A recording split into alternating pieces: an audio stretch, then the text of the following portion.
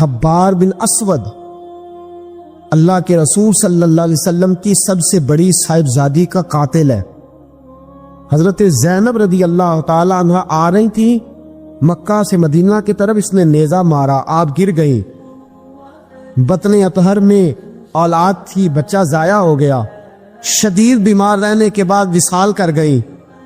فتح مکہ کے بعد حبار بن اسود چہرے پہ نقاب ڈال کے آیا، باپ کلیجے پہ ہاتھ رکھ کے بتائے نا بیٹی پیاری کتنی ہوتی ہے۔ باپ ذرا کلیجے پہ ہاتھ رکھ کے بتائے کہ بیٹیاں جگر کا چین ہوتی ہیں، بیٹیاں سکون ہوتی ہیں، بیٹی باپ کو کتنی پیاری ہوتی ہے۔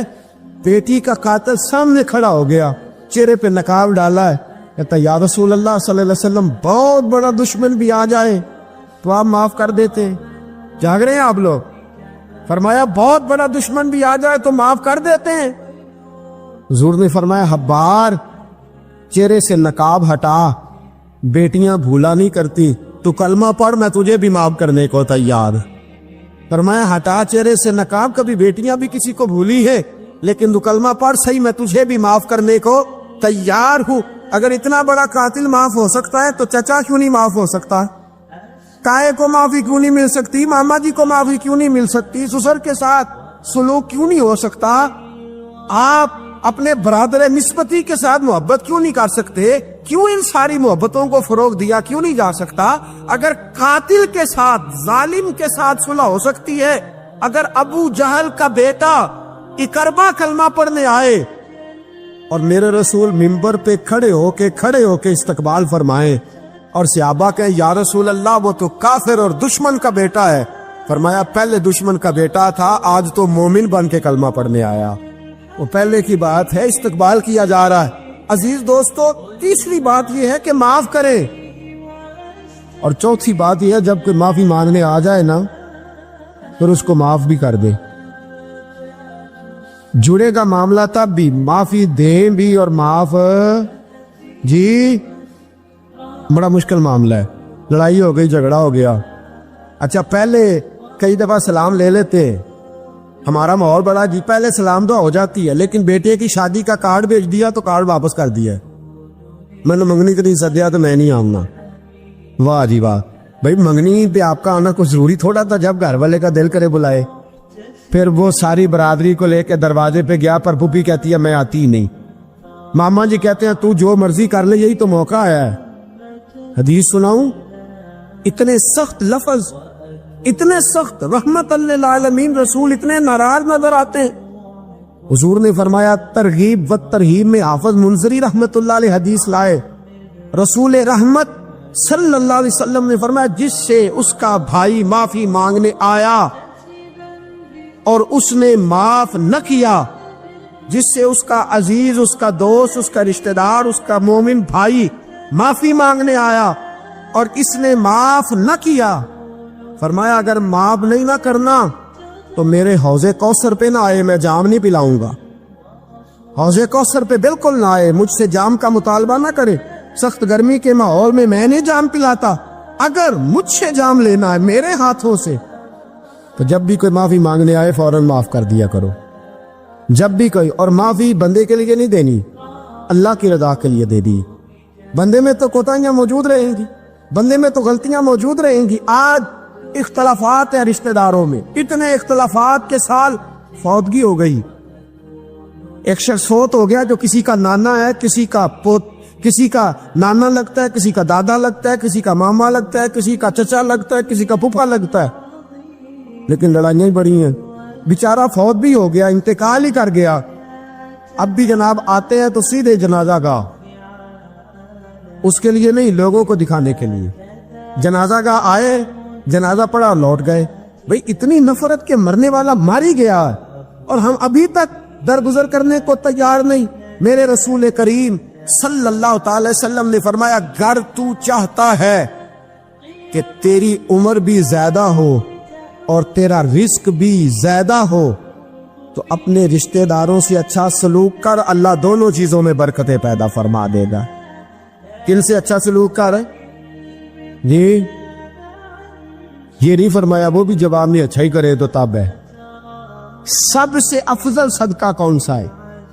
غریب کو دینا, مسکین کو دینا, یتیم کو دینا, مدرسے کو دینا, مسجد کو دینا, سب سے افضل صدقہ. اچھا یہ حدیث آپ نے پتا کیا کرنا جو میں سنانے لگا ہوں, یہ گھر جانا ہے, اس کو لکھ لینا ہے اور اس کو نہ پڑھنا ہے کبھی کبھی کھول کے کہ یہ کیا جملے ہیں حضور سید عالم کے, محبوب پاک کے یہ کیسے عجیب حضور نے فکرے اور کس انداز میں سمجھا دیا, کتنی خیر ڈیل دی اپنے غلاموں کے دلوں میں. حضور نے فرمایا غلاموں پتہ ہے سب سے افضل صدقہ کون سا ہے؟ ایک صحابی کہنے لگے حضور یتیم کو دینا. فرمایا نہیں. سب سے افضل صدقہ کون سا ہے یا رسول اللہ؟ مسکین کو دینا. فرمایا نہیں. سب سے افضل صدقہ حضور مسافر کو دینا. فرمایا نہیں. سب سے افضل صدقہ یا رسول اللہ مجاہدین اسلام کو دینا. فرمایا نہیں. حضور پھر بڑی قابل غور حدیث, جاگیے گا ذرا, ذرا آنکھ کھولیے گا, ذرا ٹیڑھ چھوڑیے گا, ذرا عجیب انداز دیکھیے گا میرے ماں بھئی حدیث میں فکریں کیسے بیان فرمائے. رسول پاک نے فرمایا تیرا رشتہ دار ہو, سب سے افضل صدقہ کیا ہے؟ تیرا, بولیے یار, تیرا رشتہ دار ہو اور غریب ہو, حقدار ہو. اور اگلے لفظ بڑے عجیب ہیں, تیرا رشتہ دار ہو, غریب ہو اور تجھ سے ناراض ہو. کیسی بات ہے؟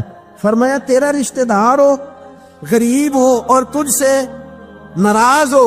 فرمایا کسی بھی طریقے اس کے گھر صدقہ پہنچا دے, سب سے افضل صدقہ کرنے کا ثواب لکھا جائے گا.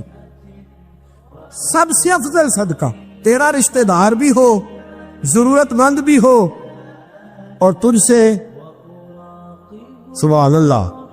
ہمارا تو حال یہ ہے کہ اس کو کسی طرف سے آتا بھی ہو تو ہم روک دیتے, کہتے نہیں ایڈا تگڑا کام کرے ہاں تسی اینو کالی دیندے ہو, یہ چار منڈے نے کما کے کھان ہو. صاحب اس کو کیا بھائی فرمایا تیرا رشتہ دار ہو, حقدار ہو, ضرورت مند ہو. شرط یہ بھی لگا دی کہ ساتھ تجھ سے ناراض بھی رہتا ہو, اس کو تو صدقہ دے گا تو اللہ تجھے سب سے افضل صدقہ کرنے کا ثواب عطا. تو توڑنے والوں نہ بنو, جوڑنے والے بنو, جوڑ جاؤ. محبوب پاک سید عالم صلی اللہ تعالی علیہ وسلم نے فرمایا لا يدخل الجنت قاطع. فرمایا جو رشتے توڑنے والا ہے جنت میں نہیں جائے گا, جو رشتے توڑنے والا ہے وہ جنت میں نہیں جائے گا. الذین ینقضون عہد اللہ من بعد میثاقہ ویقطعون ما امر اللہ بہ ان یوصل ویفسدون فی الارض. فرمایا جو رشتے توڑے گا وہ تو زمین میں فساد برپا کر دے گا. وہ زمین میں اولئک هم الخاسرون, یہ وہ لوگ ہیں دنیا میں بھی نقصان اٹھائیں گے اور آخرت میں بھی نقصان اٹھائیں گے رشتہ داریاں جوڑنے. اور یہ نہیں فرمایا کہ وہ تجھ سے اچھا سلوک کرے تب ہی ہے, سامنے والا بھی سیاںا ہی ہو تو تب ہے. تو نے اس کے لیے اس نے سلوک نہیں کرنا, تو نے تو اپنے اللہ رسول کو راضی کرنے کے لیے اس نے سلوک کرنا ہے, اس کے لیے تھوڑی کرنا ہے. سل من قطع کا لفظ کیا ہے؟ اور میں آپ کو ذاتی بات بتاتا ہوں, ایک آدھ دفعہ یہ تجربہ کر کے دیکھا, اس میں خیر ہی بڑی ہے. فرمایا سل من قطع کا, حضور نے فرمایا اس کے ساتھ جوڑ جو تیرے ساتھ توڑتا ہے, اس کے ساتھ جوڑ جو تیرے ساتھ توڑتا ہے نا, نفرت کرتا اس سے پیار کر, اور جو تجھے اذیت دیتا اس کی خدمت کر, اور جو تیرے ساتھ زیادتی کرتا ہے تو اس سے محبت کر. اصل پیار تو یہ ہے, جوڑنے والے سے تو سارے جوڑ لیتے ہیں, محبت کرنے والے سے تو سارے محبت کر لیتے ہیں. فرمایا سل من قطع کا, اس کے ساتھ جوڑ جو تیرے ساتھ توڑے, جو نفرت کرے اس سے پیار کر. پھر تیرے ضعف کا پتہ چلے گا, پھر تیرے حوصلے کا پتہ چلے گا, پھر تیری دلیری سمجھ میں آئے گی. تو دوستو جوڑنے والے بن جائیں, پیار کرنے والے بن جائیں, نفرتیں نہیں محبتوں کو فروغ دیں. اگر یہی کام ہوتا, میں کہا کرتا ہوں اگر دولت بڑی پیاری ہوتی نا تو سب سے زیادہ سیدہ فاطمہ کے گھر رہتی. اگر یہ کوئی بہت اعلیٰ چیز ہوتی تو یہ تو وہ والا کرانا ہے کہ 3 دن چولہا نہیں جلا. اور کنز المال میں وہ لفظ موجود ہے کہ حضرت ابو ہریرہ فرماتے ہیں کہ اونٹ کے بالوں کی بنی ہوئی چادر سیدہ فاطمہ نے اوڑھی ہوئی تھی. اونٹ کے بالوں کی بنی ہوئی چادر, اور وہ چکی پیس رہی تھی, چکی چلا رہی. کہتے حضور نے دیکھا تو نبی پاک کی آنکھوں میں آنسو ضرور آئے. اور پتہ محبوب نے کیا فرمایا؟ یہ کنز المال میں موجود ہے.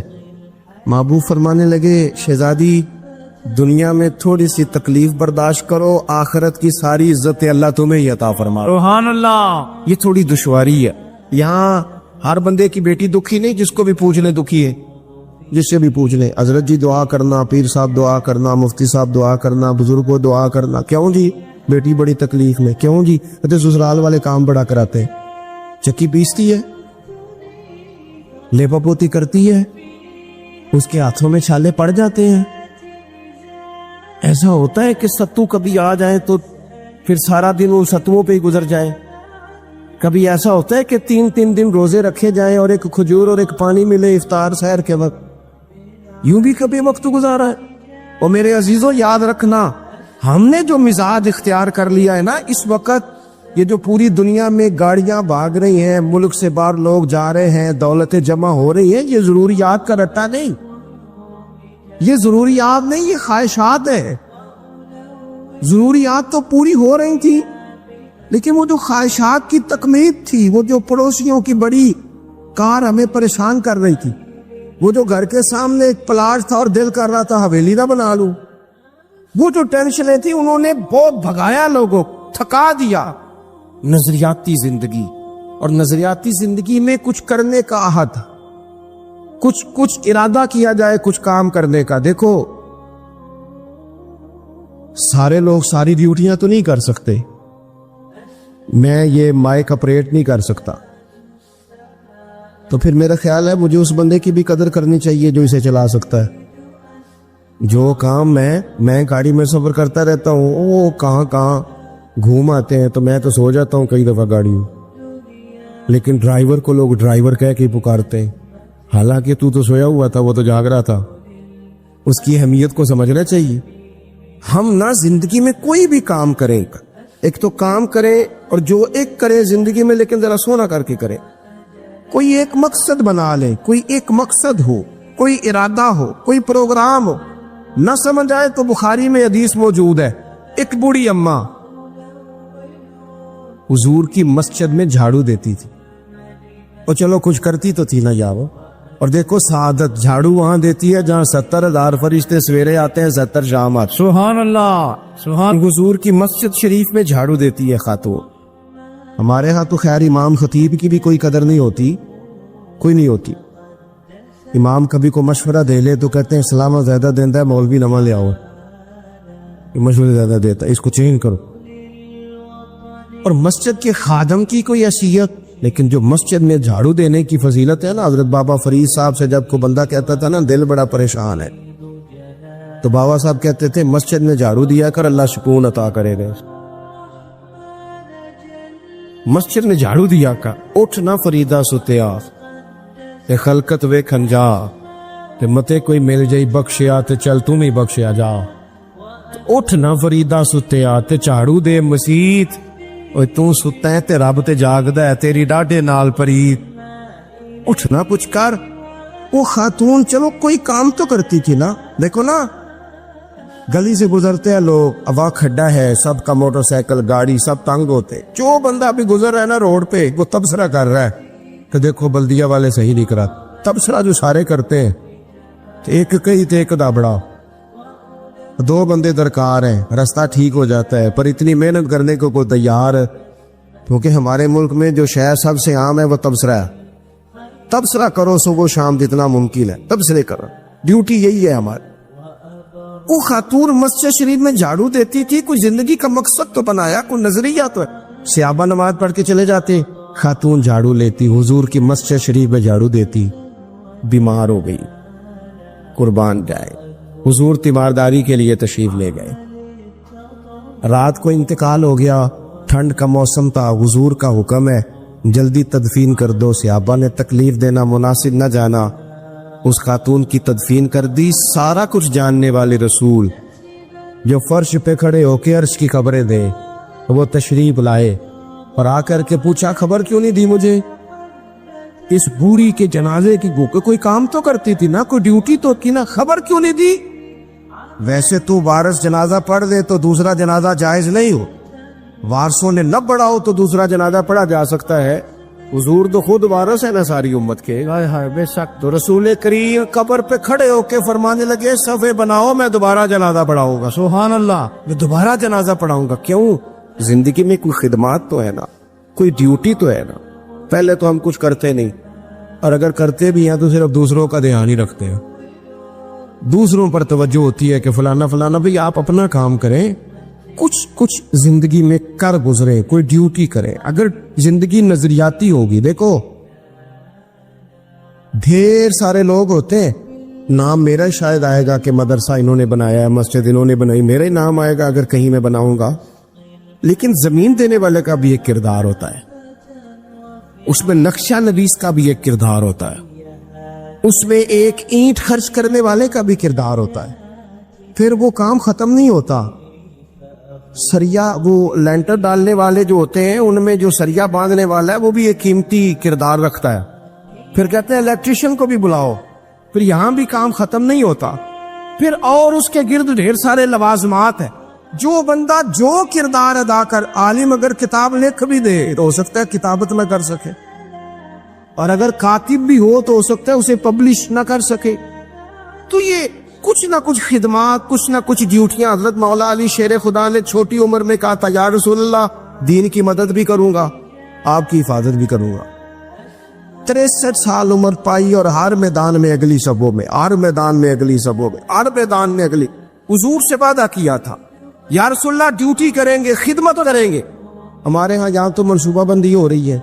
इमाम गजाली से आके किसी ने कहा हुजूर को बंदा मुखलिस मिलता ही नहीं, ये भी गलत हो गया, वो भी गलत हो गया। तो इमाम साहब फरमाने लगे, चल तू ही मुखलिस हो जा, तेरी शक्ल में तो कुछ लोगों को मुखलिस बंदा मिल जाए, तो कुछ कर तो सही ना, सिर्फ तबसरे।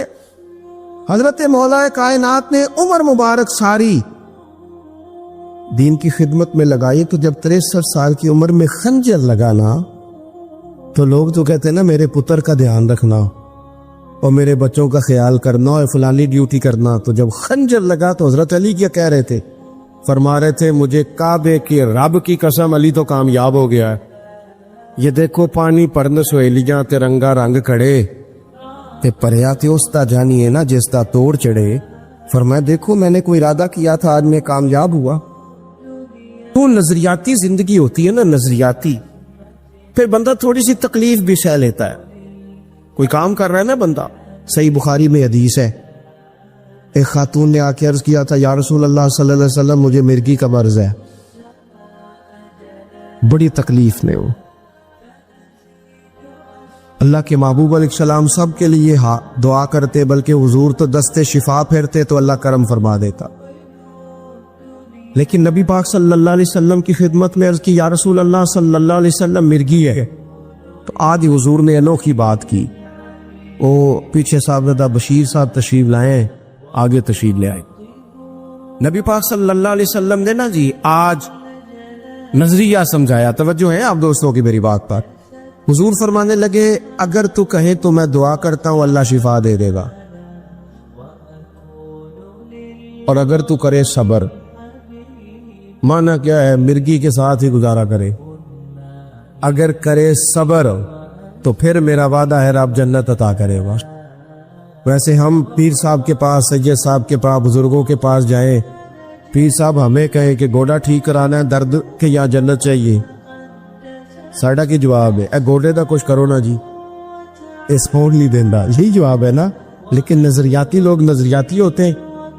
नबी पाक सल्लल्लाहु अलैहि वसल्लम ने फरमाया कि तू बता, अगर तू कहे तो दुआ करता हूं अल्लाह शिफा दे देगा, और अगर सब्र करे तो फिर तेरे लिए जन्नत है। उस खातून ने एक मिनट नहीं लगाया सोचने पे, ये नजरियाती लोग होते। अर्ज की, या रसूल अल्लाह आप दुआ कर दे रब मुझे जन्नत ही अता करे। सुभान अल्लाह। क्या मतलब कि मैं गुजारा कर लूंगी मिर्गी के साथ, सब्र करूं, मुझे अल्लाह जन्नत दे। हुजूर ने दुआ कर दी। खातून अर्ज करने लगी, हुजूर जब मिर्गी होती है तो जिसम से कपड़ा हट जाता है, हया आती है, खातून हूँ, औरत हूँ, तकलीफ महसूस करती हूँ। महबूब ने दुआ कर दी। सहाबा कहते हैं जितनी भी मर्गी मिर्गी होती थी उसके कपड़े नहीं जिस्म से हटते थे, जितनी मर्जी भी हो कपड़ा कायम रहता था। देर तक वो बूढ़ी अम्मा जिंदा रही। خواتین ایک دوسرے سے کہا کرتی تھی کسی نے جنتی دیکھنی ہے تو اس بی بی کو دیکھو، اسے دنیا میں حضور نے جنت کی بشارت۔ نظریہ ہوتا ہے، نظریہ۔ ویسے آنا جانا، تصویریں بنانا، گھومنا پھرنا، پلاننگ کرنا چلتا رہتا ہے، لیکن جو نظریاتی لوگ ہوتے ہیں انہیں ذرا تھکاوٹ بھی تھوڑی ہوتی ہے۔ نظریے کے لیے کام کر رہے ہیں نا، وہ بھاگتے ہیں، ان کا بھاگنا انہیں تھکاتا نہیں۔ جب آپ نظریاتی ہیں تو صبح قیامت پہ نظریاتی اور غیر نظریاتی لوگوں کا نتیجہ کیا ہے؟ یوم نحشر المتقین الی الرحمن وفدا۔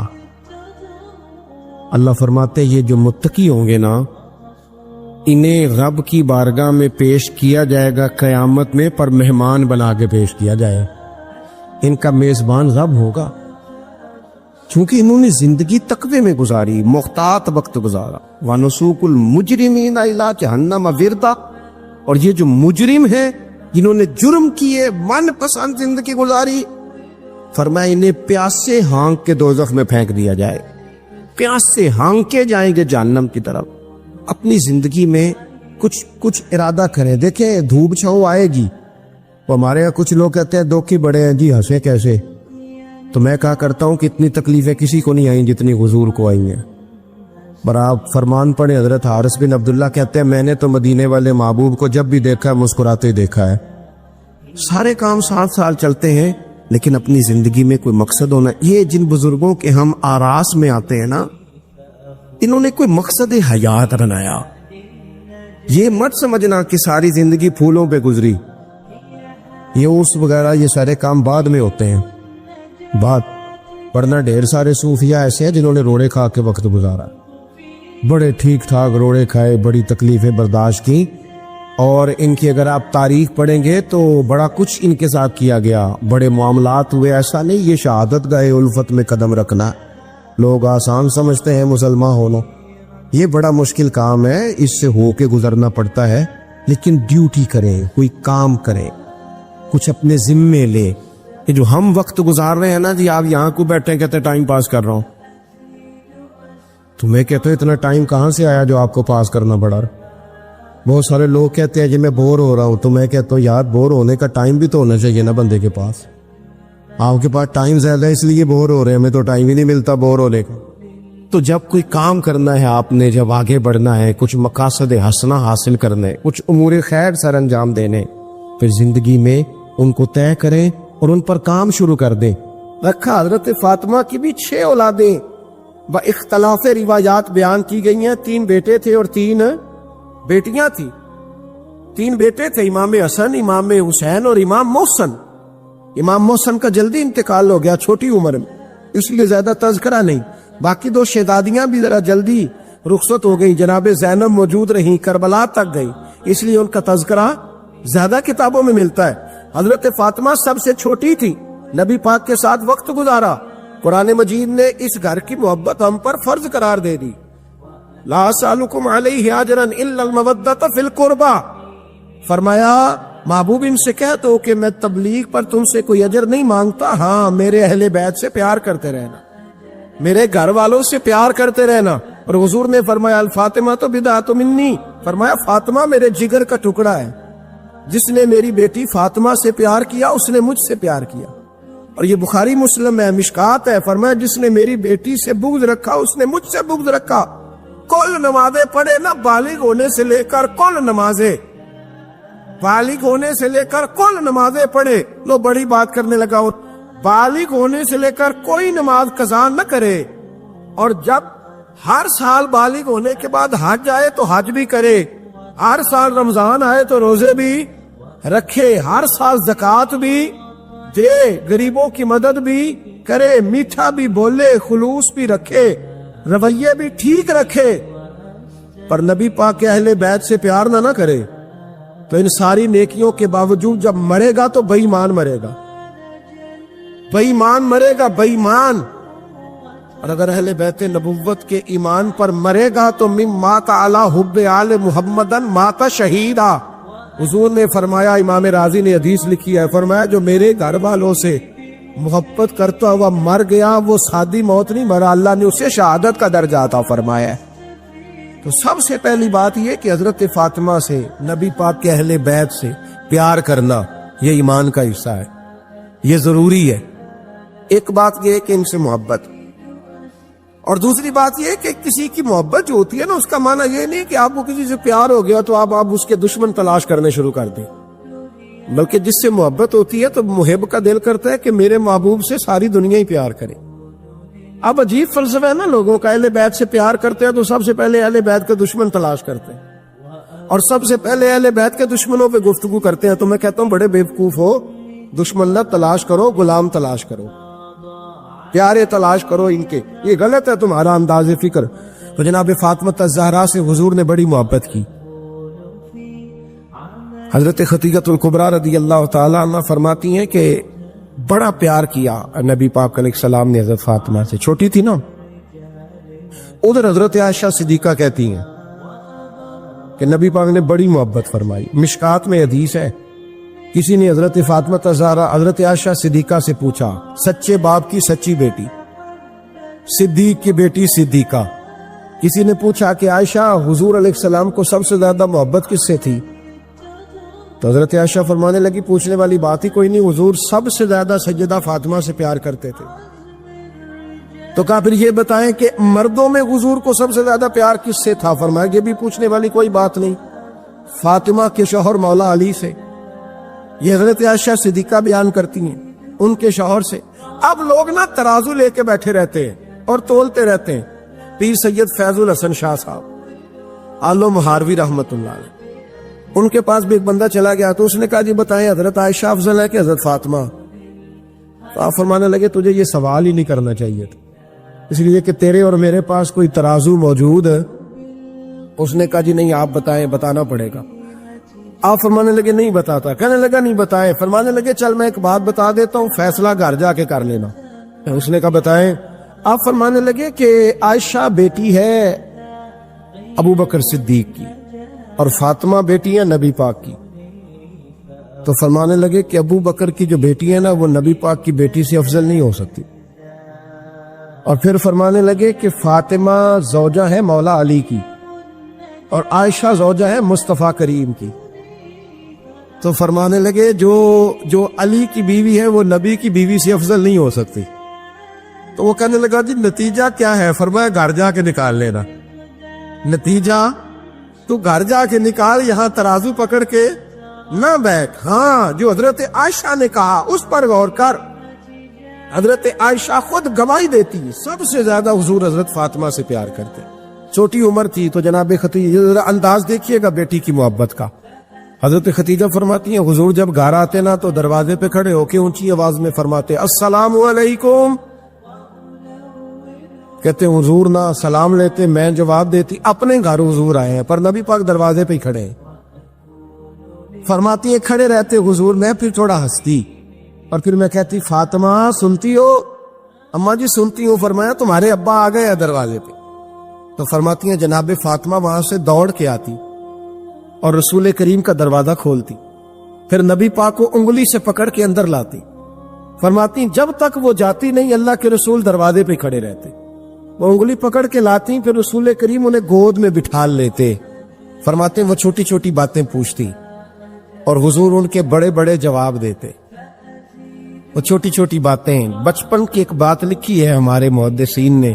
ایک دن چھوٹی عمر میں، بالکل چھوٹی عمر میں حضرت فاطمہ نے پوچھا یا رسول اللہ میں اپنے رب کو کب دیکھوں گی؟ اللہ اکبر، عمر چھوٹی اور بات بڑی کر دی.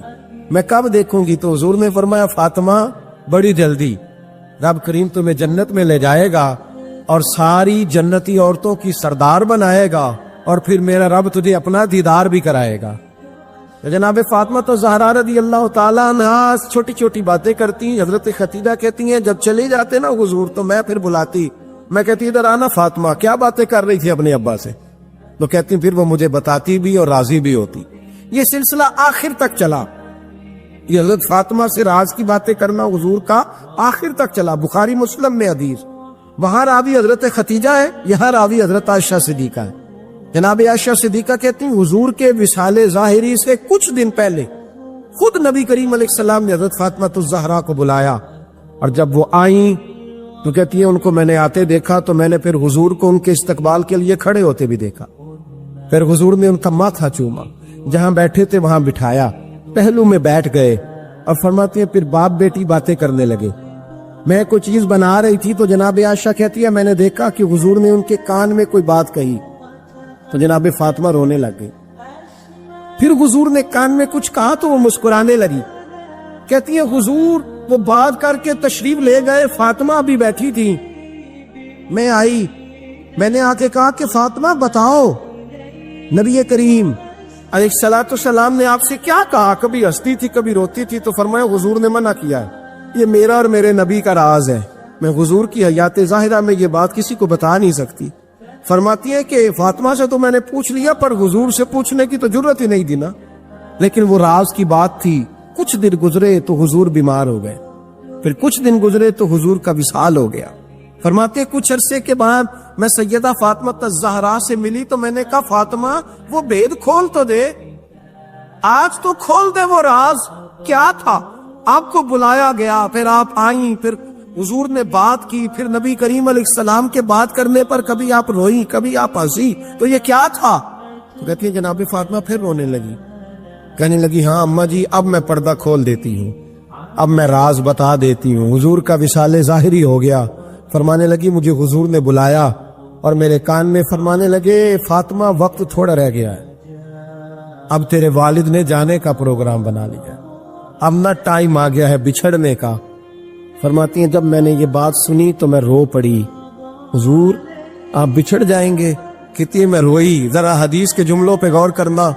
माती थोड़ी देर गुजरी तो हुजूर ने मेरे कान में कहा फातिमा पुत्र रो ना, बेटे रो ना, मेरे जाने के बाद जो सबसे पहले मेरे पीछे आके मुझे मिलेगी ना बेटी वो तू ही होगी। अल्लाह करे मैं समझा सकूं आपको बात।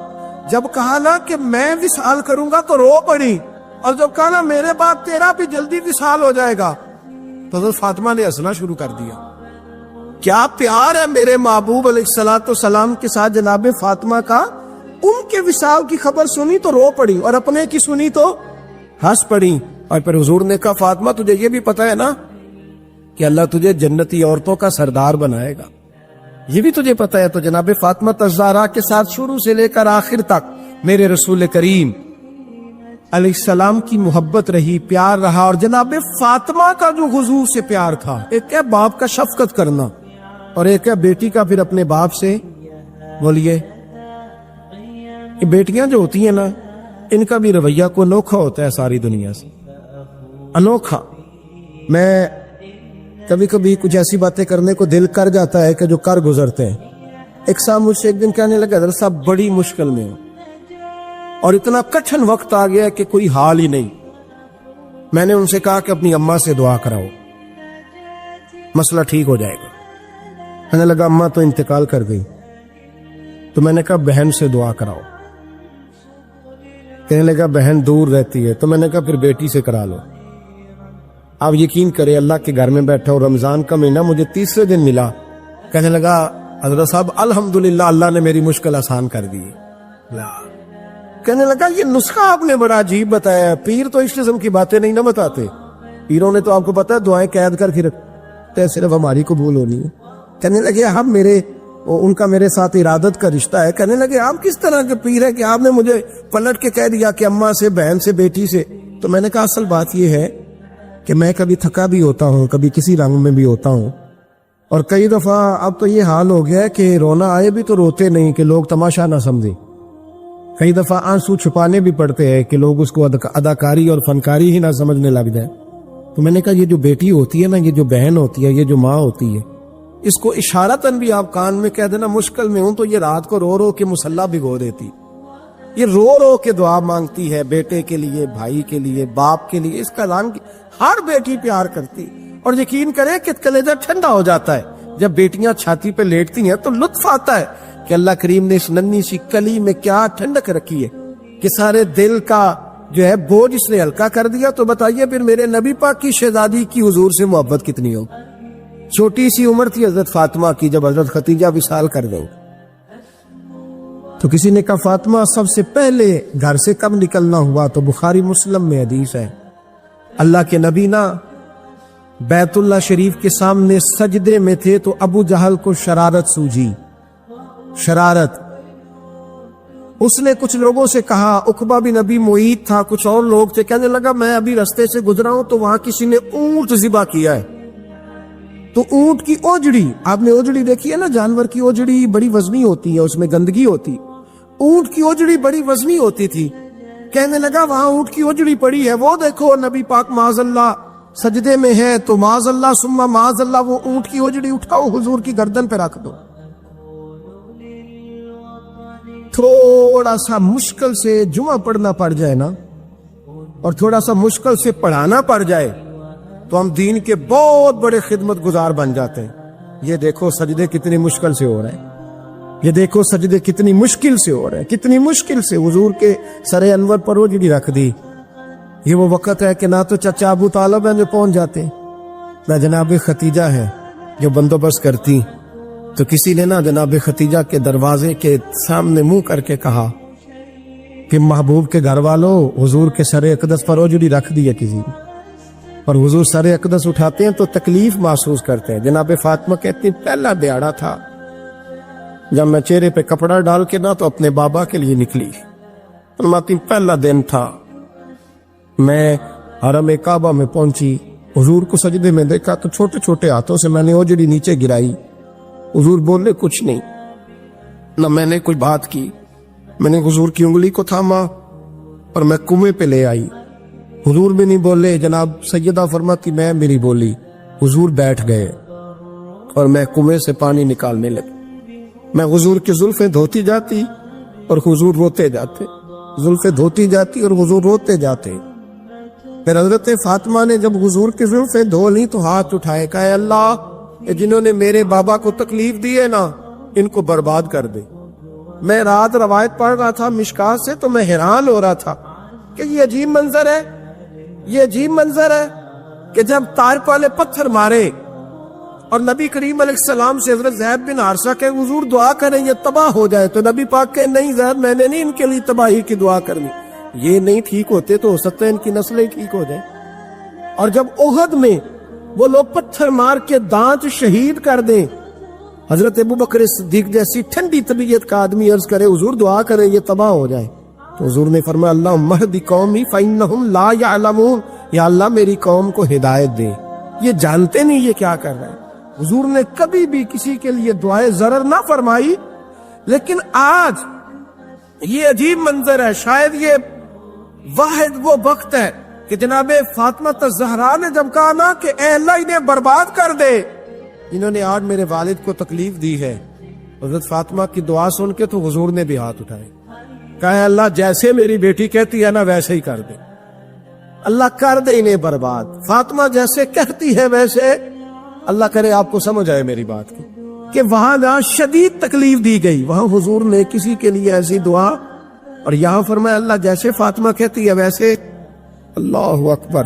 حضرت عبداللہ ابن مسعود کہتے ہیں کہ وہ دعا بھی میں نے سنی، اور پھر میں نے ان سب لوگوں کو جن کے لیے جناب سیدہ نے دعا کی تھی، ان سب کو پھر میں نے بدر میں کٹتے ہوئے بھی دیکھا، میں نے ان کی لاشوں پر گھوڑے چلتے ہوئے بھی دیکھے، پھر میں نے دیکھا کہ صحابہ انہیں گھسیٹ کر کنووں میں ڈال رہے تھے، میں غور سے دیکھ رہا تھا اور ان کے چہرے پہچان رہا تھا، تو مجھ سے کسی نے کہا عبداللہ تم کیا غور کر رہے ہو؟ تو میں نے کہا میں غور کر رہا ہوں یہ وہی ہے سارے جن کے لیے سیدہ فاطمہ نے دعا کی تھی کہ یہ برباد ہو جائے، یہ وہی ہے میرے رسول کریم علیہ السلام کی ہر تکلیف کو جناب فاطمہ نے اپنی تکلیف سمجھا، ہر تکلیف کو۔ جب انسان کے دائیں بائیں کچھ لوگ ہوتے ہیں نا اس کے دکھ بھی سمجھنے والے، سکھ سمجھنے والے لوگوں کی تعداد لمبی چوڑی ہوتی ہے۔ ہمارے زمانے میں ہمارے ہر آدمی کے ساتھ ذاتی مطالبات ہیں، ذاتی، تو جب تک وہ میرا مطالبہ پورا کرتا رہتا ہے میرا اس سے پیار رہتا ہے، اور جب وہ میری خواہشات پوری کرنی چھوڑ دیتا ہے پھر میرا اس سے کوئی رشتہ نہیں رہتا۔ میرے عزیز حضرت فاطمہ الزہرا کا کمال یہ ہے کہ انہوں نے میرے محبوب کا دکھوں میں ساتھ دیا، حضور کی تکلیف پر وہ تکلیف میں آتی، پریشان ہوتی۔ یہاں سے بات چلی 4-5 سال عمر مبارک تھی، حضرت فاطمہ کی کل عمر 29 سال ہوئی ہے، 15 سال یا کچھ زیادہ آپ کی عمر تھی جب حضور نے بیاہ کر دیا تھا۔ ہم لوگ سمجھتے ہیں کہ شاید اب آپ 30 سال کے بچے کو کھڑا کر کے کہیں کہ دین کی کوئی بات کر، کوئی تکلیف برداشت کر، تو کہتے ہوں میں تو ابھی بچہ ہوں، یعنی 29 سال کی عمر ہوئی ان کی. چلیں جس نے زیادہ لکھی ہے اس نے 32-33 لکھ دی ہوگی, 40 تک کوئی بندہ نہیں گیا. لیکن میں جس روایت پر زیادہ اعتماد کرتا ہوں ان راویوں نے 29 سال عمر حضرت فاطمہ کی اور ڈھیر سارے محدثین نے لکھی. یارو حیرانگی کی بات ہے نا, اس 29 سال کی عمر میں انہوں نے حضور کا بھی کھول کے ساتھ دیا, مولا علی کا گھر بھی پورا آباد کیا, اپنے شہزادوں کی تربیت کر کے میدان کربلا بھی سارا سجا دیا, دنیا کا انقلاب برپا کر دیا 29 سال کی عمر میں. کام کرنا ہو تو سال تھوڑے بھی بڑے ہوتے, اور نہ کرنا ہو تو پھر تو 80 سال کے بچے بھی میں نے دیکھے ہیں. بزرگ مجھ سے ناراض نہ ہو جائے, اللہ مجھے بے ادبی سے بچائے, میں صحیح کہہ رہا ہوں. میں نے 80 سال کے بچے بھی. آپ نے بڑے تب ہونا ہے جب آپ نے نفسیاتی طور پہ بڑے ہونا ہے, لیکن آپ کی عمر ہو گئی ہو 70 سال لیکن تصویروں کی خواہش ابھی بھی نہ جاتی ہو. ابھی بھی پروگرام بنتا ہو کہ کوئی بندہ مل جائے تو بریانی کھانے جائے لاہور, ابھی بھی آپ اس سے نکلے نہ ہو اس کیفیت سے, ذوق شوق ابھی وہی ہو. اس کا مطلب یہ ہے کہ قد بڑا ہوا, عمر بڑی ہوئی, لیکن ذہنی اور نفسیاتی طور پر وہ پختگی نہیں آئی جس کی ضرورت تھی. ہمیں ذہنی طور پر پختہ ہونا چاہیے. میری بات پر توجہ کریں گے آپ حضرات اور غور کریں گے. نبی کریم علیہ السلام کی تکلیفوں میں انہوں نے ساتھ دیا. ایک تو یہ اوجری اتاری تو پھر یہ وقت بیتتا گیا. ایک حدیث کے راوی مولا علی شیر خدا ہے, امام زاہبی نے لکھی ہے. نبی پاک نے نا دین کے لیے بڑی مشقت کی, جد و جہد کی. حضرت فاطمہ چھوٹی عمر سے دیکھتی آ رہی تھی حضور کو کام کرتے. حضور کی عادت مبارکہ تھی جب سفر پہ تشریف لے جاتے تھے تو سب سے آخر میں سیدہ فاطمہ کے گھر جاتے, واپس آتے تو سب سے پہلے سیدہ فاطمہ کے گھر جاتے. مولا علی کہتے ایک دن میں نے عجیب نظارہ دیکھا. نبی کریم علیہ السلام سفر سے واپس آنے والے تھے. میں نے حضرت فاطمہ کو اطلاع دی کہ حضور آج پہنچ جائیں گے, تو انہوں نے گھر سارا صاف کیا, سجایا, سنوارا, کھانا پکایا. لیکن فرماتی ہیں جیسے ہی حضور اندر داخل ہوئے نا گھر کے, جناب فاطمہ نے حضور کا چہرہ دیکھا تو ہاتھ پکڑ کے چومنے لگی. اور کہتے ہیں جب انہوں نے سر اٹھایا تو ان کا چہرہ سارا آنسوؤں سے بھرا ہوا تھا. رسول کریم نے بیٹی کے سر پہ ہاتھ رکھا, بٹھا لیا. فرمایا فاطمہ بیٹے رونے والی تو بات کوئی نہیں تھی, کیوں رو پڑی ہو؟ تو عرض کرنے لگی محبوبہ میں بچپن سے دیکھ رہی ہوں, محنت کرتے, جد و جہد کرتے, مشقت کرتے. یا رسول اللہ آج آپ آئے ہیں تو آپ کے چہرے پر تھکاوٹ کے آثار ہیں, حضور وجود تھکا ہوا ہے. یا رسول اللہ میں نے ساری زندگی آپ کو کام کرتے دیکھا ہے, مدینے والے حبیب مجھے بتا تو صحیح کام کب تک کرنا ہے؟ کو وقت آئے گا جب آپ کی کمر بھی بستر سے لگے, کو ٹائم آئے گا آپ گھر میں بیٹھیں, من پسند غذائیں کھائیں. حضور کب تک یہ جد و جہد کرنی ہے, کب تک یہ کام ہوگا؟ جناب فاطمہ فرماتی حضور نے میرے آنسو پہنچے. مولا کائنات شیر خدا فرماتے نبی کریم علیہ السلام فرمانے لگے فاطمہ تیرے باپ کی ڈیوٹیاں بڑی زیادہ ہیں, جب تک دنیا کے آخری کونے تک دین نہیں پہنچ جاتا اور جب تک اینٹیں اور پتھر بھی میرے دین کا پیغام سن نہیں لیتے اتنی دیر تک تیرا باپ جد و جہد کرتا ہی رہے گا. یہ بڑا مشکل کام ہے, یہ دین کا سفر, یہ دین کی جد و جہد, یہ دین کی تھکاوٹ. آپ اپنی مرضی نہیں کر پاتے, لوگ اپنی مرضی کے ساتھ جی نہیں پاتے جو اس رستے کے مسافر ہوتے ہیں. وہ دین کی پراپرٹی ہوتے ہیں, انہیں دین کے مطابق چلنا پڑتا ہے. تو جناب فاطمہ نے وہ سارے رنگ دیکھے رسول کریم علیہ السلام کی حیات مبارکہ کے. پھر یہ ساری کیفیت جب دیکھی نا کہ حضور اتنی محنت کرتے ہیں تو پھر جناب فاطمہ کو میرے نبی کی امت سے پیار بڑا ہو گیا صلی اللہ. سمجھیے گا اس بات کو, امت مسلمہ سے حضرت فاطمہ کو بڑا. امام حسن کہتے ہیں میری اماں سارے کام کرتی تھی گھر کے. اب تو شہزادے ہیں نا ہمارے بچے, کام اور بچی, یعنی بچی میکے سے واپس آتی ہے تو سب سے بڑا دکھڑا یہ سناتی ہے کہ وہ کام بڑا کراتے ہیں. یہی ہے نا دکھڑا؟ ہاں نہ تو کریں. سب سے بڑا دکھڑا کیا ہے؟ پتہ نہیں کیا کراتے ہوں گے, ہال نہیں چلوا لیتے کہیں, یا کچھ چکی نہیں پسوا لیتے, پتہ نہیں کون سا ایسا کام ہے. اور میں آپ ناراض نہ ہو جانا, میں بھی بیٹی کا باپ ہوں, میں بھی بہنوں کا بھائی ہوں, میں بھی اس بات کو سمجھتا ہوں, لیکن ایک بات ذہن میں رکھنا کہ یہ بات نہیں ہے کوئی کرنے والی کہ سارے بچی کے ماں باپ جمع ہو کے پہنچ جاتے ہیں ہماری بچی جی کام بڑے کرتی ہے. مثلاً کیا کرتی ہے؟ کیا کرتی ہے وہ؟ آؤ میں بتاؤں میرے مصطفیٰ کی بیٹی کیا کرتی تھی. میں نے سینکڑوں دفعہ یہ بات کی اور میرا دل کرتا ہے روزانہ کروں، پھر کرتا ہوں. دنیا میں کوئی اتنا غریب ہے جس کی بیٹی اتنا کام کرے کہ ہاتھوں پہ چھالے پڑ جائیں؟ ہے کوئی اتنا غریب تو اٹھ کے بتائے کہ میری بیٹی سسرال میں اتنا کام کرتی ہے کہ چھالے پڑ جاتے. میں دکھاتا ہوں میرے رسول کی شہزادی کو چھالے پڑ جاتے. کچا مکان جناب فاطمہ جناب فضا کی لونڈی تھی، ان سے مٹی منگاتی اور گھر میں لیپا پوتی کرتی، پھر جھاڑو دیتی. امام حسن اور حسین کے درمیان پورے سال کا فرق نہیں، 11 مہینے کا فرق. دونوں بچوں کو سنبھالتی. جناب علی کی والدہ حضرت فاطمہ بنت اسد بوڑھی تھی. جناب فاطمہ وہ کھول کے نوکری کرتی کہ حضرت فاطمہ بول پڑتی. حضرت فاطمہ بنت اسد بول پڑتی، کہتی بیٹے فاطمہ میرا اتنا نہ خیال رکھا کر، تیرے اپنے بھی بچے ہیں. جناب فاطمہ فرماتی آپ صرف علی کی ماں تو نہیں نا، آپ میری بھی تو ماں ہے نا. یہاں بیبیاں فلسفہ بیان کرتی ہیں، وہ کہتی ہیں جی کس حدیث میں آیا ہے ساس سسر کی خدمت فرض ہے؟ میں نے کہا کسی میں بھی نہیں آیا. ہم کیا کہہ رہے ہیں؟ کسی میں بھی نہیں آیا. لیکن یہ تو آیا ہے نا کہ شوہر راضی ہو تو اللہ راضی رہتا ہے. تو اگر شوہر ماں باپ کی خدمت سے راضی ہوتا ہے تو کرو خدمت، اس کو تو راضی کرنا ہے نا، اس پر تو توجہ دو. حضرت فاطمہ پھر چکی پیستی. چکی چکی یہ آسان جملہ نہیں کہہ جاتے ہم، سن لیتے ہیں آپ. چکی پیس کر، جو پیس کر اس کا آٹا بنانا، پھر بچوں کے لیے کھانا پکانا. پھر ایک دن کہنے لگے علی آپ کی آمدن تھوڑی ہے، خرچے زیادہ، چرخا نہیں لا دیتے؟ فاطمہ کیا کرو گی؟ فرمایا تھوڑا سا سود بنا لیا کروں گی، تم بیچ آیا کرنا. چلو میں تھوڑا ہاتھ بٹاؤں گی. یہ ساری ڈیوٹیاں کر کے حضرت حسن بنواتے ہیں. پھر عزت والے رسول کی عزت والی بیٹی، پھر شانوں والے نبی کی شانوں والی بیٹی، پھر پاک محبوب کی پاک شہزادی. ساری ڈیوٹیاں کر کے رات کو مولا علی سے کہتی اگر آپ اجازت دیں تو اللہ کو راضی نہ کر لوں. پڑھیے لا الہ الا اللہ ہو لا الہ الا اللہ. کسی نے پوچھا